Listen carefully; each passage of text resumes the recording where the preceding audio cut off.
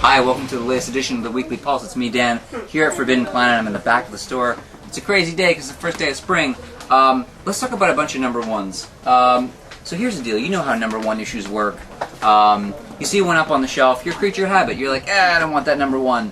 But then maybe you look at the cover, you flip through the insides real quick, you read the first 3 pages, and you make a decision from there. Well, let's grade a bunch of number ones based on all the criteria and decide whether or not me or maybe you would pick one up. So the first one that I have here is the latest from Vertigo, Voodoo Child. It says some stuff on the top. How do I feel about the cover? I gotta tell you, it doesn't really do much for me. They're trying to grab the True Blood crowd. This is, I guess, maybe like a book for, I don't want to say a book for ladies, but definitely a book for True Blood fans. The internal art, by the way, is the strongest thing about it. It's really great. Within the first 3 pages, you get 2 little splashes there. I really like this one, this crazy-looking vampire, almost like a werewolf vampire cross beastie. But what I feel falls short is some of the panel layout, for my money, is a little confusing. And the story, I can't quite grasp what's going on. They've got a lot of ideas happening at once. They're using New Orleans as a backdrop in a way that, unless you're really into New Orleans lore, you might get confused. The concept being that there are all these voodoo kings and queens, and they sort of control everything. And this is supposed to be right post-Katrina, and like, why did that happen? And what happens after that? And it's interesting. It's just that as a story on the whole, when I got to the end, I wasn't like, oh man, I gotta get that number 2. So it passes in one category but fails on 2. So would I get the number 2? Probably not. But interesting. Tell me what you thought if you picked it up. Ragemoor, number 1. This is a Dark Horse book. That's a Richard Corbin art book. I really love this cover. I was going to go blow right past it. It looks like some kind of rock beast, like dipping some broad into its fiery mouth. And what you discover on the inside, boy, Richard Corbin's art is kind of hit or miss. You know what I mean? Like, either you love it or you hate it, I think.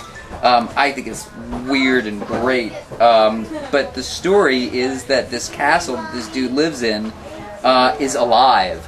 Like, it literally is made of, like, bones and just, I don't know, it's horrifying stuff. It's just creepy as hell. And the story that they weave with these 2 people showing up that want to prove that the guy who owns the place is insane so that they can get control of the house is good. It's dark and twisted, and by the time you get to the end of it, you're like, oh my god, I am going to puke. But in a really great way. So this, to me, succeeds on all 3 categories. So I would definitely read this number 1, and then you tell me if you want to read the number 2. I'm definitely going to read it. What's next? Smoke and Mirrors, number 1. I'm a big fan of books about magic, and this is a magic kind of book. Cover art, it's okay. I think the colors are a little muted, so it didn't really jump at me. And then the first couple pages, art for me is alright, a little flat maybe, and the story really at the beginning is just kind of setting this idea that instead of technology, everything is kind of operates through magic, which is interesting. I just wish they come up with a little more dynamic way to do it, because if this is like my first big splash thing, this 2-pager, like this Steve Jobs with a beard, it just isn't making me go like, oh man, I have absolutely got to keep reading. But you know, I did, because it's my job to keep reading. And by the time I got to the end of it, the story is actually really interesting. It's about this kid who feels that what's happening maybe isn't with this company and their new gesture style of magic that they're creating, and he sort of goes on an investigation and trying to figure out what's going on, and he meets this guy that seems almost like maybe he's from our world, the world of technology. So the story is solid, and when the story is the most solid thing, it can maybe override the fact that the cover is not great and the art's not, like, absolutely stunning, gorgeous. I will probably read the second issue of this, but just barely. But interesting as a concept. If you read it, tell me what you think. And then, here's the deal. When you see books this big, right, I guess maybe you're like me and you're like, oh god, it's $7, it's not going to fit inside of a bag and a board. I don't want to spend $7 and have it get wrecked in a minute. But then when you open up and look inside, hang on, let's get to the actual art. It's like one of these with like tons and tons of panels because they can have it, but It's black and white, and it's got some great inking and great shadows, and it's a good history book.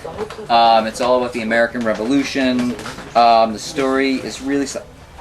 basically everything but the cover and the fact that even the cover is actually kind of cool, now that I'm looking at it a little bit closer. It's really just that it's a Dormo and $7. I would say, like, if you're a big fan of history stuff, which I am, like American history in particular, this is definitely worth a look. But otherwise, $7 is a lot of scratch. And then, hey, the last single issue, technically not a #1. This is a #0. Hoax Hunters is a offshoot of Hack Slash, which I'm a big fan of. So here's the deal. The cover is great. I love astronauts. To me, are really creepy, and crows are also really creepy, because, you know, like when a whole bunch of crows get together, that's called a murder. It's great. I mean, that's about as creepy as it gets. But then, yikes, this internal art is not so good, which is maybe a mean thing to say, but it was not to my tastes. But the first couple pages immediately jumped. The whole astronaut mystery is exciting. The story is good. My only criticism of it is that the pacing is weird. Like, they keep jumping from setting to setting in such a way that you're like, oh, what's going on? And it takes you a minute for your brain to catch up and go, oh, right, now we're here. But by the time you get to the end of it, you're like, oh, am I going to pick up that #1? At least for me, the answer is definitely. It's a really cool concept. The concept being that they're, you know, like Hoax Hunters. It's like those reality shows where they try to disprove, like, myths and, like you know, like Ghost Hunters or whatever, Mythbusters, like that kind of thing. Except these guys go because the things are probably real, and they need to kind of go and solve the situation and then come up with an excuse for why it's fake so nobody looks into it any further. Cool concept, definitely something you could get an ongoing out of, which is what this is going to be. So definitely worthy of a pickup. And then, just because trade should still be mentioned, because why not?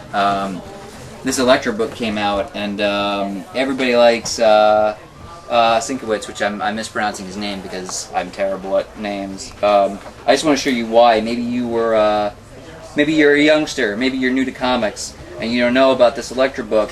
But man, oh man, it's got some of the coolest art you will ever see in your life. You know those people that sometimes are like, oh, comic books, those are for kids. This is the book that you put in front of them and go, shut up, this is art, jerk.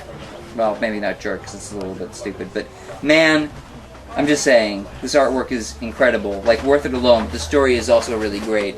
This just came out, I think it's like $25. Man, if you never read this before, or you have, like, maybe some comics lying around of it, a hardcover is always worthwhile in my money.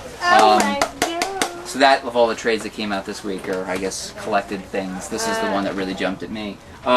So hey, that's it. We're not going to talk about any of those long-listed DC Marvel titles that come out, but they're all right at fpnyc.com, where you can purchase all the books I talked about today, all the other titles that came out.